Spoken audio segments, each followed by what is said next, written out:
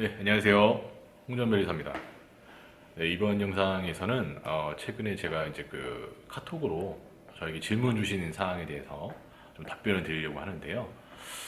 예전에 제가 강의에서 제 강의를 들으셨던 분이신 것 같은데, 지금 현재 직장을 다니고 계시대요. 근데 직장을 다니시다가 이제 나이도 좀 있고, 그래서 직장을 그만두고 변리사 시험을 좀 준비하고 싶다. 그런데 지금 당장 이제 변리사 시험을 준비하기 위해서 직장을 좀 그만두기는 어려우니까 직장을 다니면서 변리사 시험을 준비해도 되겠느냐, 병행해도 되겠느냐 관련돼서 이제 질문을 주셨습니다. 의외로 저도 이런 질문을 제 가까운 지인뿐만 아니라 어떻게 알게 되신 분들한테 이런 얘기들 좀 많이 듣는 편이긴 한데요. 이게 사실은 저도 경험은 없어요. 직장 생활을 하면서 공부를 한 경험은 물론 뭐 있긴 하지만 조금 있긴 하지만 어, 정확하게 제가 이제 변리사 시험에 합격하기 전까지 그 공부를 해본 경험이 좀 미약하다 보니까 제 답변이 꼭 그 정답은 아닐 것 같습니다. 하지만 제가 기본적으로 생각하는 거는 제가 이런 적이 있었어요. 그러니까 시험을 마치고 나서 한 3개월 정도 일반 특허 사무소에 들어가서 근무를 해본 적이 있는데 그때 이제 그 시험이 이제 합격 여부가 아직 결정이 안 됐기 때문에 그래도 혹시 모르니까 공부를 계속 하자. 그래서 일을 하면서 저녁에는 이제 공부를 하자. 그래서 주경야독식으로 공부를 해보는 게 어떨까라고 해서 이제 공부를 해봤는데 결론적으로 저는 그때 당시에 공부를 못했어요. 왜냐면 일반적으로 회사 생활 하면서 집에 오고 나면 뭐 거의 뭐 9시 뭐 이쯤 돼가지고 책을 본다. 책 볼 힘이 있나요? 뭐 이미 피곤해가지고. 그래서 책 한 장 넘기기 어렵더라고요. 제 그 한 3개월 정도 직장 생활 하면서 이제 시험 공부도 같이 한번 해봤던 경험으로 미뤄 봤을 때는 쉽지 않다. 물론 이제 직장에 따라서 굉장히 뭐 재택근무를 하실 수도 있고 아니면 좀 프리랜서식으로 근무를 하실 수도 있겠지만 여하튼 직업과 공부를 병행한다는 것은 우리가 상상하는 것 이상의 그런 또 많은 에너지를 요구하기 때문에 실상은 공부하기 쉽지 않다. 물론 이제 제가 합격했을 때 제 동기분 중에서도 직장 생활을 하시다가 이렇게 합격하신 분이 간혹 있긴 했었어요. 근데 정확히 그분이 어떻게 공부를 하셨는지, 그리고 어떤 그런 계획으로 공부를 준비하셨는지는 저도 정확히는 모르기 때문에 그 얘기가 이제 꼭 안 된다는 건 아니지만 하지만 그 비율상으로 봤을 때는 좀 쉽지 않지 않을까 하는 생각을 해봤습니다. 왜 힘든가 하면 우리가 이제 하루 중에 집중할 수 있는 정신적으로 집중할 수 있는 시간은 좀 한계가 있어요. 뭐 많아야 한 4, 5시간. 우리 뇌가 이제 그 뭐 공부를 하든 뭘 하든 간에 어떤 것에 집중하고 몰입하는 그 시간이 평균적으로 한 4시간, 5시간 정도 몰입을 하면요. 뇌가 지치기 마련입니다.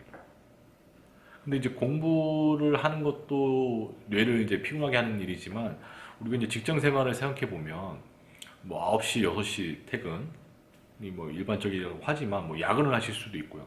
또 정시 퇴근을 하신다 하더라도 그 안에서의 그 업무 강도라든지 스트레스가 있기 때문에 이게 그만큼 뇌가 피로해진 상태에서 공부를 한다는 건 쉽지 않습니다. 반대로 공부를 먼저 할 수 있다. 그러니까 뭐 아침에 공부를 하고 그리고 직장 생활을 할 수 있다라고 한다고 하면 조금 더 효율이 높아질 수 있겠지만 직장 생활로 따져보면 피해가 될 수 있잖아요. 그 회사 생활에 그런 이제 문제가 생길 수도 있고요. 또 위에 상사라든지 대표로부터 또 그런 지적을 받을 수 있기 때문에 그게 얼마만큼 가능하겠느냐. 저는 좀 그 부분에 대해서 좀 회의적으로 생각을 합니다. 물론 이제 불가능하다는 건 아니지만 그만큼 남들보다 배 이상의 노력을 하셔야 되는데 이미 어느 정도 나이도 있으시고 그렇다고 하면 직급도 좀 어느 정도 있으실 텐데 편하게 일하실 수 있을까? 그런 부분에 대해서는 그런 걸 미뤄 봤을 때는 이렇게 직장 생활 병행하시면서 공부하시기 쉽지 않다. 다만 제가 이제 드리고 싶은 조언은 정말 변리사 시험을 꼭 준비를 하시겠다라는 생각을 하셨다 그러면 1차 시험까지는 직장 생활 하시면서 한번 준비를 해보시라는 거죠. 뭐 주말 시간이라든지 아니면 그 아침에 새벽 시간 이런 시간 그리고 또 대중교통을 이용하시면서 뭐 출퇴근 하신다 그러면 그 시간 내에서 공부를 하실 수가 있잖아요. 뭐 책을 좀 보신다든지 아니면 뭐 동영상 강의 같은 거 들으실 수가 있으니까 뭐 그런 거를 하시면서 1차 시험을 한번 준비해 보시라는 거죠. 물론 그것도 쉽진 않겠지만 그래도 1차 시험을 한번 한 6개월 내지 한 1년 정도 계획을 잡으시고 뭐 시험을 봐보시고 그 결과에 따라서 1차가 합격이 됐다라고 하면 회사를 그만두는 것보다는 좀 휴직을 먼저 한번 제안을 해보시고 한 6개월 정도 휴직을 해보시고 6개월 동안 2차 공부를 또 매진을 하시고 그때는 이제 전력 질주를 하셔야 되는 거죠. 매진을 하신 다음에 다시 한번 시험 결과 보고 안 되셨으면 이제 복직을 하시고 그리고 그 다음에 또 시험 결과를 할 때 직장을 그만둘지 계속 다닐지는 그때 가서 판단을 해도 늦지는 않으실 것 같다. 그래서 일단 첫 시작이 중요한 거니까요. 한번 민법부터 한번 천천히 한번 공부를 해보시면 내가 이 공부를 하기 위해서 직장 생활 하면서 가능한지 가능하지 않은지를 판단을 해보실 수 있을 것 같습니다. 그리고 이제 뭐 또 그 논외적으로 변리사가 된다는 것 자체, 변리사 시험을 준비한다는 것 자체가 지금 당장 큰일이 되겠지만 변리사 시험을 합격하고 나서도 변리사로서 일을 한다는 것 자체에 대해서도 좀 깊이 고민을 좀 해보실 필요가 있다고 봅니다. 이게 뭐 어떤 직업도 마찬가지지만 완벽한 직업은 있을 수가 없거든요. 변리사 직업이 뭐 제가 예전 영상에서 말씀드렸다시피 뭐 굉장히 좀 매력적인 부분도 있고 되게 좋은 부분도 있지만 또 상대적으로 굉장히 스트레스 받고 또 어쩔 때는 되게 좀 시간 소비가 굉장히 많은 일이 될 수도 있기 때문에 제 아는 후배 같은 경우에는 아이가 있는데 자녀가 있는데 자녀랑 같이 이제 외국에 나가서 한번 살고 싶대요. 살아보고 싶대요. 근데 지금 자기는 개업해가지고 사무소를 운영하고 있기 때문에 그럴 엄두가 나지 않는다는 거죠. 뭐 그런 분들도 있고요. 근데 대다수 변리사분들이 편하게 일한다? 이거는 좀 착각이실 수 있습니다. 대부분 제가 알고 있는 제 주변에 있는 변리사분들은 굉장히 근면성실하시고요. 일반인들은 9시, 6시 퇴근이잖아요. 제가 알고 계신 분들은 보통 한 7시, 8시 출근하셔서 저녁 8시, 9시 퇴근하시고 주말에도 일하시는 이렇게 워커홀릭식으로 일하시는 분들이 많지 느긋하게 뭐 한 10시, 11시쯤에 출근해가지고 한 3, 4시쯤에 퇴근하시고 이렇게 여유롭게 일하시는 분들은 사실 안타깝지만 별로 없습니다. 그렇다면은 일반 직장을 다니는 것보다 변리사로서의 변리사 직업을 갖는 것에 대한 메리트가 있을 텐데 그 메리트라고 하면 아무래도 정년이 없다는 것을 아마 많이들 장점으로 꼽으실 것 같아요. 하지만 이 장점도 잘 생각해 보시면 정년이 없다 뿐이지 누군가가 정년을 보장해 주는 것도 아닙니다. 달리 말씀드리면 변리사가 이제 고용 변리사로서 일을 하실 수도 있고 아니면 개업 변리사로서 일을 하실 수도 있지만 고용 변리사는 마찬가지 직장 생활과 마찬가지로 정년이 보장돼 있다라고 장담할 수가 없습니다.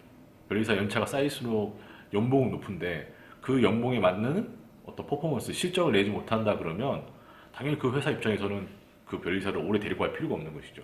뭐 한 2, 3년 차 정도만 돼도 할 수 있는 일을 굳이 뭐 10년 차, 15년 차 변리사를 두고 할 필요는 없거든요. 그럼 개업 변리사라고 치면 개업 변리사도 말 그대로 이거 자영업자랑 비슷하잖아요. 말 그대로 자영업자인데 영업이 잘 되면 회사를 잘 꾸려갈 수 있지만 영업이 뭐 축소된다든지 뭐 지금 같은 코로나 시기에 뭐 여러 가지 상황이 악화된다 그러면 또 그거 역시 또 사무소를 운영하는데 부담이 되기 때문에 폐업하시는 경우도 있습니다. 그래서 단순히 내가 오랫동안 일을 할 수 있다라는 것 자체만으로 변리사를 택한다는 것은 어떻게 보면 착각이 되실 수가 있다. 더 중요한 것은 본질적으로 이 직업을 선택하는 것에 대한 중요한 부분은 정말로 이 직업과 나의 적성을 면밀히 한번 생각해 보셔야 된다는 거예요.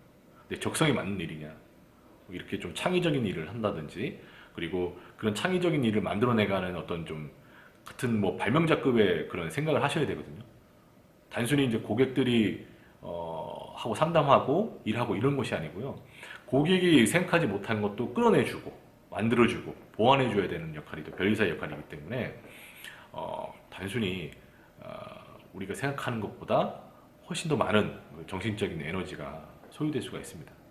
그래서 물론 이제 제가 이제 좀 그런 부분에 대해서 부정적으로 꼭 얘기하는 것 같아 보일 수도 있겠지만 정말 별의사가 되는 것도 중요하지만 별의사 되고 나서도 내가 이 일을 얼만큼 즐기면서 오래 할 수 있느냐.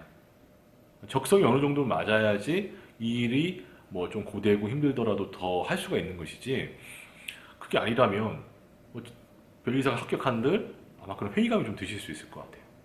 그래서 제가 뭐 한 10년 넘게 변리사 일을 하면서 느껴본 바로는 제 주위에서도 변리사 일을 하지만 변리사뿐만 아니라 부가적인 취미 활동이라든지 이런 것들이 좀 기반이 좀 돼야지 좀 오랫동안 이 일을 할 수 있는 것이지 단순히 일만 놓고 보면 어떤 것도 완벽한 직업이 없거든요. 그래서 정말 이 변리사라는 업이 나하고 잘 맞는지를 먼저 생각해 보시고 맞다라고 생각하시면 아까 말씀드린 대로 직장을 다니시면서 뭐 주말이나 아침 시간을 잘 이용하셔가지고 그 공부를 한번 시작해 보시는 것을 추천드리겠습니다. 네, 도움이 되셨길 바라겠습니다. 감사합니다.